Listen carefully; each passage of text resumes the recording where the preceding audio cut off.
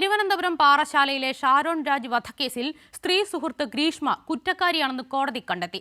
കഷായത്തിൽ കളനാശിനി നൽകി കൊലപ്പെടുത്തിയെന്നാണ് കേസ്. രണ്ടാം പ്രതിയായ ഗ്രീഷ്മയുടെ അമ്മയെ കോടതി വെറുതെ വിട്ടു. മൂന്നാം പ്രതി നിർമ്മൽ കുമാർ തെളിവ് നശിപ്പിക്കുന്നതിൽ പങ്കാളിയായെന്നും നെയ്യാറ്റിൻകര അഡീഷണൽ സെഷൻസ് കോടതി കണ്ടെത്തി. പ്രതികൾക്കുള്ള ശിക്ഷ നാളെ വിധിക്കും. 2022 ഒക്ടോബർ 14 ഗ്രീഷ്മ കാമുകനായ ഷാരോൺ രാജിനെ വീട്ടിലേക്ക് വിളിച്ചു വരുത്തി കഷായത്തിൽ കളനാശിനി നൽകിയത്.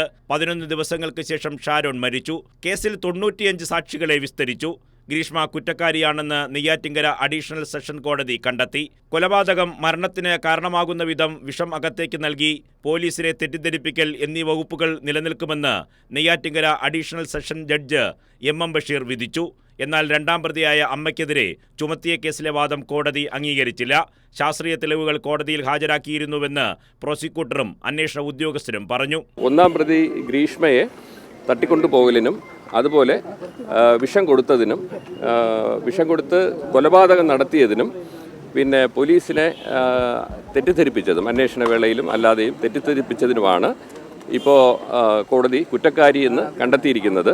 നാളെ ഈ ശിക്ഷയിന്മേലുള്ള വാദം കേൾക്കുന്നതിന് വേണ്ടി വിചാരണ വച്ചിരിക്കുകയാണ്. ഏകദേശം 500-ലേറെ പേജുകളുള്ള ഒരു വിധിന്യായമാണ് ഇന്ന് തയ്യാറാക്കി ജഡ്ജി കോടതി ഇന്നത് ശിക്ഷ പ്രഖ്യാപിച്ചത്. അതായത് ഈ കേസ് തമിഴ്നാട് സ്റ്റേറ്റിലേക്ക് മാറ്റുന്നതിന് വേണ്ടി അവർ ആദ്യം മുതൽ ശ്രമിച്ചിരുന്നു. ഈ കൃത്യം നടന്നത് ഗ്രീഷ്മയുടെ വീടായ പളുകൽ, അതായത് കന്യാകുമാരി ഡിസ്ട്രിക്റ്റിൽ, തമിഴ്നാട് സ്റ്റേറ്റിലുള്ള കന്യാകുമാരി ഡിസ്ട്രിക്റ്റിലാണെന്ന് വാദം അവർ ഉയർത്തി. പക്ഷേ അന്നത്തെ ദിവസം രാവിലെ ഷാരോൺ പോകുന്നത് അയാൾ പാറശാല ലിമിറ്റിലുള്ള കേരള സംസ്ഥാനത്തിനകത്തുള്ള വീട്ടിൽ നിന്നുമാണ്. അതിനുള്ള വ്യക്തമായ തെളിവുണ്ട്. അതുകൂടാതെ തന്നെ ഫോൺ വഴി പ്രലോഭിപ്പിച്ചും വശീകരിച്ചും 364 സെക്ഷൻ അതാണ്.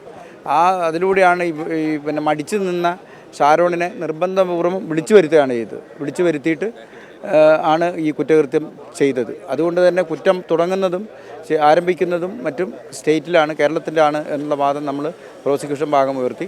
അതുകൊണ്ട് തന്നെ അവർക്ക് പിന്നെ ഡിസ്ട്രിക്ട് കോർട്ടിലും ഹൈക്കോടതിയിലും അവസാനം സുപ്രീം കോടതി പോയിട്ട് പോലും അവരുടെ വാദം തള്ളുകയാണ്. മൂന്നാം പ്രതിയായ ഗ്രീഷ്മയുടെ അമ്മാവൻ നിർമ്മൽ കുമാർ നായർ തെളിവ് നശിപ്പിച്ചെന്നും കോടതി കണ്ടെത്തി.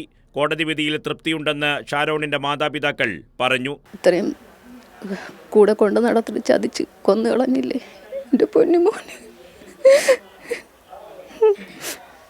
നിഷ്കളങ്കനായ എൻ്റെ പൊന്നുമോനെ കൂടെ കൊണ്ട് നടന്ന് ചതിച്ച് കൊന്നു കളഞ്ഞു.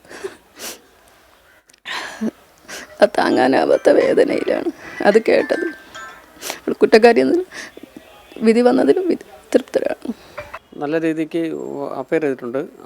പ്രോസിക്യൂട്ടർ ആയ Vineeth Kumar sir, Parassala police station ക്രൈംബ്രാഞ്ചിലെ ജോൺസൺ സാറ് ശക്തമായി എല്ലാവരും ഞങ്ങളുടെ കേസിലേക്ക് വേണ്ടി ശക്തമായി ഞങ്ങളവിടെ ഉണ്ട്. അതിന് വേണ്ട തെളിവും കൊടുത്തിട്ടുണ്ട്.